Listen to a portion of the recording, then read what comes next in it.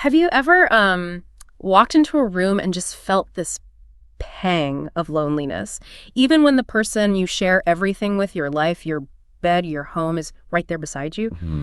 It's strange, like this invisible wall just goes up and that familiar comfort suddenly feels, I don't know, distant, quietly aching. Yeah. You might even find yourself thinking, who is this person I married? Have they become a stranger?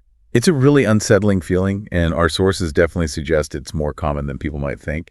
Often kept private, though. Exactly. And what's striking is how that detachment can kind of sneak up on you, right? Within the closeness of a marriage. Absolutely. Yeah. It's rarely like a big sudden explosion. It's usually more of a slow drift, almost Oh, imperceptible sometimes, until one partner suddenly realizes they feel profoundly alone, even surrounded by family. right. And that feeling, that drift, that's what we're diving into today. We've really spent some time digging into articles, research, trying to understand why some wives feel so isolated in their marriages. Hmm. So think of this as a way to get a clearer picture of these really complex emotions and maybe explore some potential paths forward. Yeah, shedding some light on it. Our goal really is to illuminate the underlying reasons, how this isolation actually shows up day to day, the impact it has, and crucially, what can actually be done to maybe bridge that gap, reconnect. And stepping back for a second, understand this isn't just about, one specific couple. It really touches on fundamental things about connection, intimacy, Yeah. and the, let's face it, ongoing effort it takes to keep that deep connection alive as life throws things at you. Totally. Okay, so let's get into the heart of it then. What are some of those core reasons? Why might a wife start to feel this isolation creeping in? Well, one of the absolute key things is often a decline in emotional intimacy. Yeah, okay. And what's really important here is that emotional intimacy isn't just, big romantic gestures. It's more about the small everyday moments. The micro moments. Exactly. Sharing vulnerabilities, your inner thoughts. That's the glue, really, the connective tissue. And when that starts to erode, the whole foundation gets weaker. Right. Like we saw in the sources. You might be physically in the same room, even the same bed, Yeah. but that person who used to know you inside out suddenly feels like a stranger. That really hits home. It's not always about huge fights, is it? It can be this quiet fading of the bond. Precisely. And it seems like just the sheer weight of daily life, of responsibilities, can really add to that feeling of being alone. Oh, absolutely. That came up again and again. For many wives, there's this pervasive feeling of carrying, more than their fair share of the household stuff, the kids, the job, managing the home. It's this constant output of energy, physical and emotional. Yeah, the mental load. Exactly. Without feeling like you're getting that support back, that understanding, it leads to this profound emotional exhaustion. Right. And feeling invisible almost Yeah. within your own family. The sources really highlighted that. You can be right there, surrounded by people. But feel totally alone. Totally alone, like you're carrying the whole world on your shoulders. And that huge load, it doesn't leave much space for connection, does it? No, it really doesn't. It's like running on empty emotionally, and that just naturally flows into the next big factor, I guess. Communication breakdown. This is where it can get really subtle, but also incredibly damaging. Those conversations that used to be meaningful, where you'd share hopes and fears, Yeah. they slowly morph into these quick logistical exchanges. Who's picking up the kids? Did you pay that bill? Right, transactional. Transactional, exactly. Yeah. You lose that sharing of inner worlds, the vulnerability that builds true intimacy. Psych research talks a lot about active listening and empathetic responding. And when conversations become just about tasks, those crucial elements, they just disappear. And like the source has said, the more you try to reach out, try to share how you're really feeling, and you feel unheard or dismissed. The wider the gap gets. Precisely.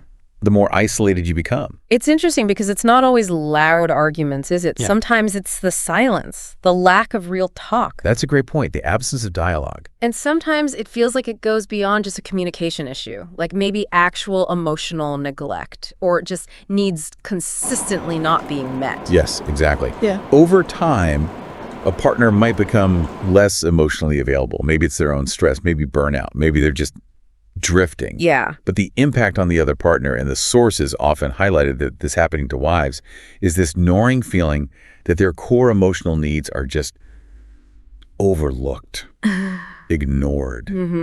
And that can lead to a really painful place where eventually you just stop trying. You stop reaching out for that connection. Yeah. Like the sources put it, if you keep trying to bridge that gap, keep putting your needs out there, and they're never really acknowledged or met, You just give up. you understandably might stop trying. Yeah.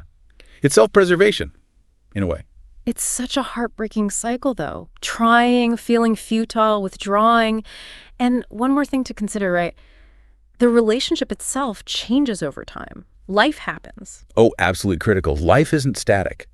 Kids come along, careers take off or change direction, your personal goals shift. Right. And if you're not consciously navigating those changes together, it's surprisingly easy for one person to start feeling left behind. Or just not seen anymore for who they are now. Exactly. Not seen for the person they're becoming. And that's where the disconnect happens. You feel like you're growing apart on separate tracks instead of growing together. And the sources put it really well, suggesting, the more things shift, the less you might recognize the person next to you. And the deeper that distance feels. Yeah. The more profound the sense of distance. Okay, so those are some really powerful underlying factors. The intimacy fading, the weight of responsibility, communication breaking down, unmet needs, and just growing apart. So how does this actually look day to day? How does this isolation manifest itself? Well, one of the first signs often is emotional withdrawal. Okay. After you've tried to connect maybe multiple times and you're met with, silence or disengagement, it's a natural response, almost self-protective, Yeah. to start pulling back emotionally. Right. As the sources described it, you might stop trying to share your deepest feelings, not because you don't care anymore. But because it just hurts too much when it's not received. Exactly. The pain of not being heard becomes too great. It's like building a wall around yourself, not out of anger necessarily, but maybe disappointment, resignation. Yeah, resignation is a good word for it. And this withdrawal creates that really strange situation. You're physically close, but emotionally miles apart. Oh, yeah, the paradox. Totally. Yeah. You're sharing the same house, same routines, maybe even the same bed. But that vibrant emotional connection, it's just faded, gone flat. Those moments of real laughter, deep talks, they become rare, replaced by obligation, routine. Yeah. Like the sources said, you could be sleeping right next to him, but the emotional distance feels Yeah. immense, wider than ever. It's such a stark contrast, isn't it? That physical proximity versus the emotional chasm. And a huge part of this must be that feeling of just being unseen, unheard. Absolutely central. And this can be incredibly damaging to your sense of self-worth. I bet. When your needs, your feelings, just who you are, seem to be consistently overlooked or dismissed by the person who's supposed to be closest to you, Yeah. it's natural to start questioning your own value. Yeah. Is it me? Right? Am I asking too much? The sources really captured this feeling, how you might try again and again to explain, to make him understand. Yeah, it feels like shouting into a void. Exactly. Right. Shouting into a void. It's a unique kind of loneliness, isn't it?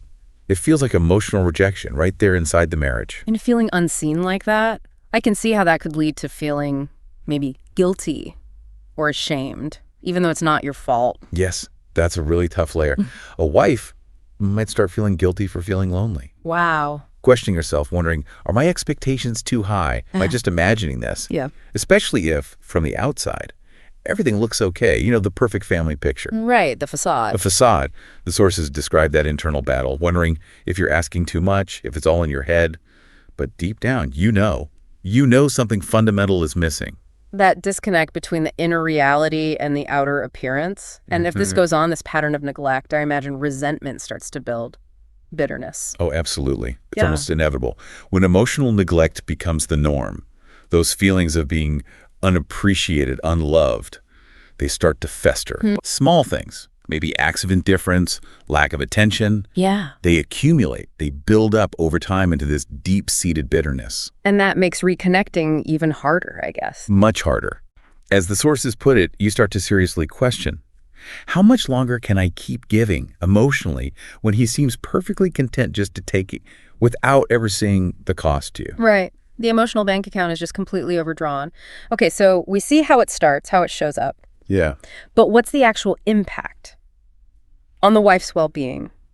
The impact can be really significant, hitting on multiple levels. Often, it starts with mental health effects. Like anxiety, depression. Exactly. Emotional isolation is strongly linked to higher levels of anxiety and depression. That constant loneliness, the emotional drain of the disconnect, it can lead to deep sadness, hopelessness, Yeah. finding it hard to feel joy. Yeah. The sources described it really powerfully, how you might start wondering if you're broken somehow, if you'll ever feel alive again, or maybe you just get too tired to even care anymore. Sometimes it shows up as emotional numbness too, like a shutdown. Just completely exhausted. That sounds like such a heavy weight to carry. And your sense of who you are outside the marriage can start to blur.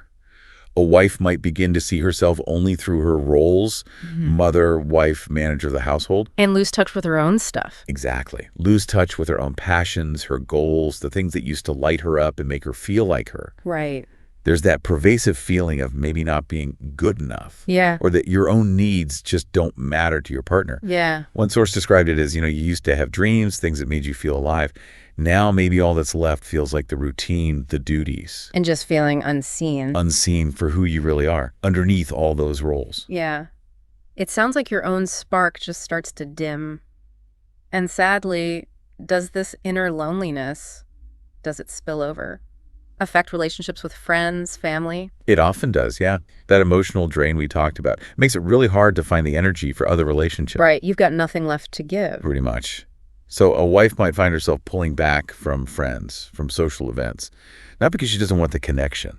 But just because she's exhausted. Exactly. She just doesn't have the emotional bandwidth. Like the sources mentioned, you find yourself saying, I'm fine on autopilot.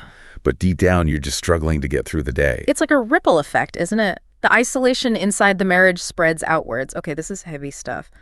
But it's not hopeless, right? What can actually be done? What are the steps towards reconnecting? No, definitely not hopeless.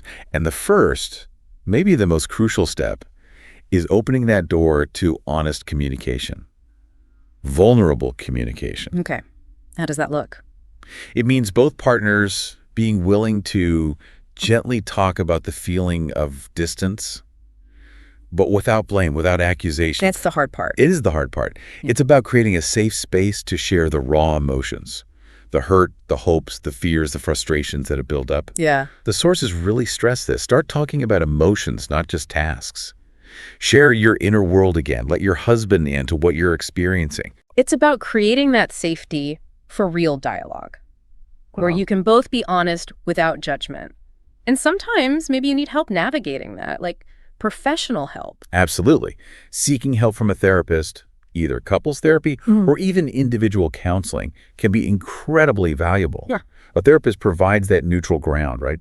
A structured space to tackle these complex issues. They can help you see the patterns and give you actual tools and strategies for communicating better, for rebuilding that connection. Right. And the sources made a great point.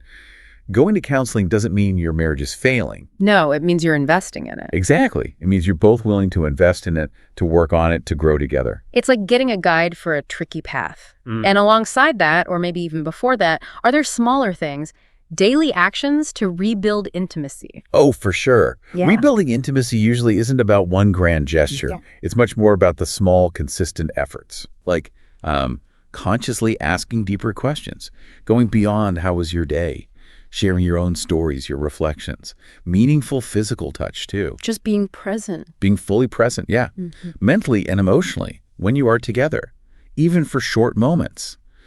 The source has highlighted how even small gestures, like, a hand on the shoulder, a gentle touch, a real attentive, how are you really feeling today? Yeah. Those can build bridges where walls have gone up. It's the micro connections again, consciously putting them back in. And while working on the relationship is key, what about the person feeling isolated? What about their own well-being? Oh, that's paramount. Yeah. Absolutely critical. You can't pour from an empty cup. Right. Right. If you're feeling depleted, unseen, you have to actively reconnect with yourself, your own identity outside the marriage. Finding joy again.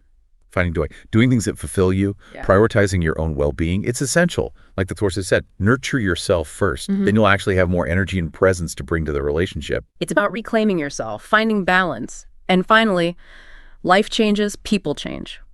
So the marriage needs to adapt too, right? Reassessing things. Precisely. That involves having those open conversations about where you both are now. What are your current needs, your evolving expectations? Because they won't be the same as when you first got married. Almost certainly not. What you needed then might be very different now. So it's this ongoing collaborative effort to shape a marriage that works for both of you today. Yeah. The sources remind us Marriage is a partnership. And like any partnership, it needs regular check-ins, adjustments. Don't be afraid to redefine it. Exactly. Don't be afraid to redefine your relationship as you both grow and change together. So it really boils down to recognizing that connection takes continuous work. Openness, honesty, adapting from both sides. Absolutely. It's a journey, not a destination. Yeah. Requires active participation. Okay, so wrapping up this deep dive, it's clear that feeling emotionally isolated in a marriage is real, it's painful, but, and this is the hopeful part, our sources really emphasize it doesn't have to be permanent. That is such a vital takeaway. If you're listening and this is resonating, please know you are not alone in feeling this way. Your feelings are valid. Yeah. You're not broken for feeling this way. It's a symptom of unmet connection needs. And that's something you can acknowledge and something you can address. And that possibility for reconnection is absolutely there. It takes vulnerability, honest talk, and effort from both people. But even those first small steps, initiating those maybe difficult conversations, that can be the start of healing, of finding closeness again. And remember, too, tackling this isolation isn't just about saving the marriage. It's profoundly about your well-being, reclaiming your joy, reconnecting with yourself. So true. So as you think about all this, maybe consider this final thought. Marriage is this dynamic partnership needing ongoing care, effort, understanding, that chance to rediscover love, intimacy, real connection. It might just be one brave conversation away. It's genuinely never too late to start. So maybe ask yourself, what's one small first step you could take?